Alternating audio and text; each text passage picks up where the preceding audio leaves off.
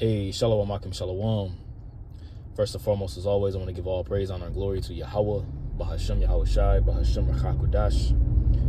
I would like to give double honors to the apostles and the elders of Great Millstone that taught us this truth and that's what teaching this truth. And much peace, love, and salutation to the elect, beginning with the 144,000, all the way down to the large multitude that believes in who the Lord will deliver in these last days. To you all, I say Shalom. I'm the brother Tazamah from the Great Millstone Dallas camp. Coming back today with another lesson, and Lord willing, you Akim and you Akwat that are listening will find this lesson edifying and to the point. And this lesson is not going to be too long, but I wanted to do a brief lesson, or a brief testimony, I'd rather say, in regards to a dream that I actually had not last night, but the night before last, and it did feel extremely weird, or not weird. That's the wrong word I said, but it did feel extremely real. Okay, and it goes to show forth, as the scripture says, that in Isaiah the 59th chapter, how when the enemy shall come in like a flood, then the Lord will lift up a standard in that day. And when you get that word standard in the Hebrew, all right, when you get that word standard in the Hebrew, it goes into the word, I want to say it's Nasa, if I'm not mistaken. Somebody could put it in the comment board. But it goes into to disappear by way of flight, you know, or to escape by way of flight. Really, realistically, the standard is going to be lifted, whereas we'll be able to escape. And it's going to be the spirit of Yahweh Bashmal Shai upon his men in that day, all right, to be able to do miraculous things. And you know, some of those miraculous things that will be done will be, you know, giving his men superpower, or, you know, even sending an angel, you know, even sending an angel to even, you know, deliver us out of our scenarios and our situations too. As you read, that happened to our forefathers, like the the Apostle Paul, the Apostle Peter, you know. So without further ado, I'll get right into it. But pretty much what happened was, in my dream,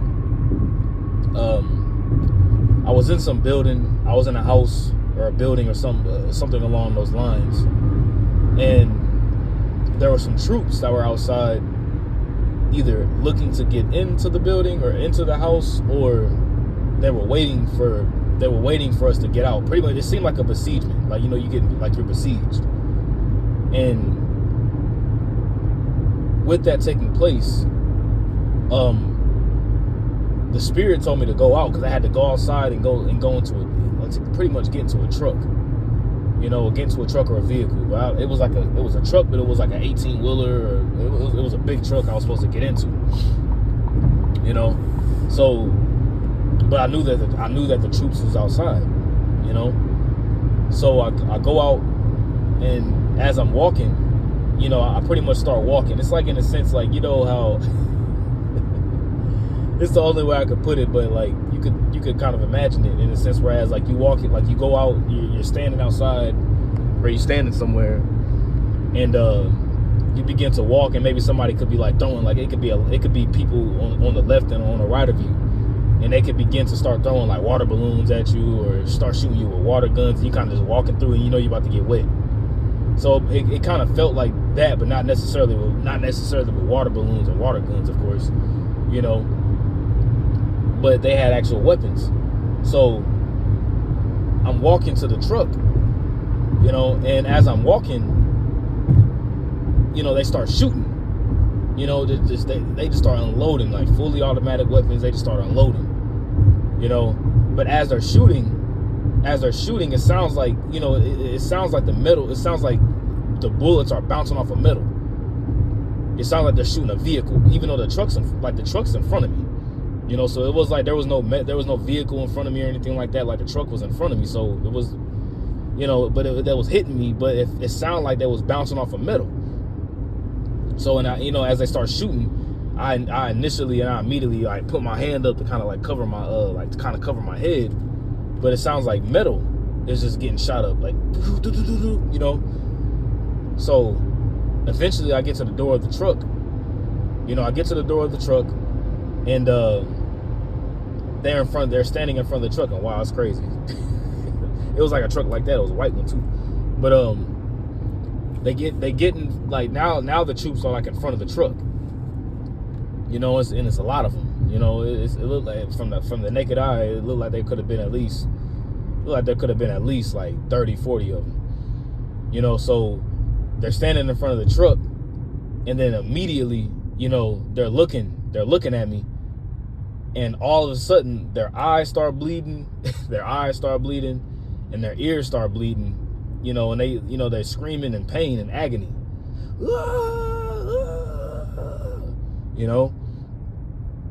They start screaming like that. Like I said, they're bleeding out their eyes, they're bleeding out their nose, they're bleeding out their ears, and then I hear on the walkie-talkie, that, I don't know how I heard the walkie-talkie in the dream, but I hear in the walkie-talkie, and they're like, don't look into his eyes, don't look into his eyes. If you look into his eyes, you'll die. Don't look at him. Don't look in his eyes. And his eyes are red. His eyes are red. So I'm like, what the? I'm thinking in my head, like, what's going on? Like, his eyes is red. And then, it makes me think about the scripture in Revelation, where it says that Yahweh Shai's eyes are as a flame of fire. His eyes are red as a flame of fire. So it said his eyes are red. His eyes are red. So these people just dropping dead in front of me, like all the troops that was in front of me, just dropping dead. And it makes me think. I don't know if you've seen the movie Resident Evil, the second one. The second Resident Evil movie that came out, where the woman, she pretty much gets taken up by the Umbrella Corporation, and they do like these tests on her. And then towards the end of the movie, at first she didn't really know, she had lost all her motor skills and things of that nature, but eventually all her memory comes back. Pretty much all her memory comes back, and she's like a weapon. Like she's like a walking weapon at that point. But at the end of the movie, she was like escaping the laboratory, and as she's escaping the laboratory, she looks into like a security camera, and the dude that's in the security room is looking at all the TVs, and he's like trying to monitor her, and all of a sudden all the TVs turn to her. You know what I'm saying? And then she looks into the security camera, and then the dude's eyes started bleeding, the dude's nose started bleeding. He just starts bleeding out of everything, and then eventually he just falls out, and then she just walks off. It kind of reminded me of that, and that's kind of what it looked like. Like I said, you got to see the second Resident Evil movie and the end of the movie to know what I'm talking about. But I just remember hearing the walkie-talkie. His eyes is red. His eyes are red. Don't look in his eyes. Don't look in his eyes. Don't look in his eyes. So after the people dropped dead in front of me, after all these troops dropped dead, I look in the rear view. I look in the rear view mirror of this truck that I was in, and my eyes was like, they were red, but they was going back to normal. They was red, but they were like going back to my normal, like the normal white of your eyes and your brown, they was going back to normal. So I took that in a sense like, whoa, man, like, the spiritual power that Yahweh Bashim Al-Shai is going to give his men, it's going to be on a whole nother level, and the Lord is going to do some far out things, as the scripture says, eyes have not seen, nor ears heard, nor is it coming to the mind of things that the Lord has prepared for them that love him, and it's also written that what? No weapon that's formed against thee shall prosper.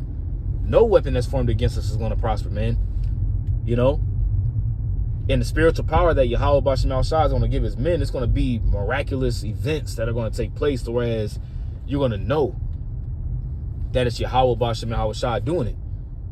You know what I'm saying? So I just wanted to do this lesson. It's not going to be long, and I was quoting scriptures. Lord willing, this is an edifying lesson. Like I said, it was just to the point. I just wanted to just do a testimony in this dream that I had. Lord willing, it's edifying. I want to give all praise, honor, and glory to Yahweh Bashim Al-Shai, Bashim Chakwadash. Double honors to the apostles and the elders of Great Millstone that taught us this truth, and that's what teaching this truth, and much peace, love, and salutation to the elect. Until next time, I say, Shalom.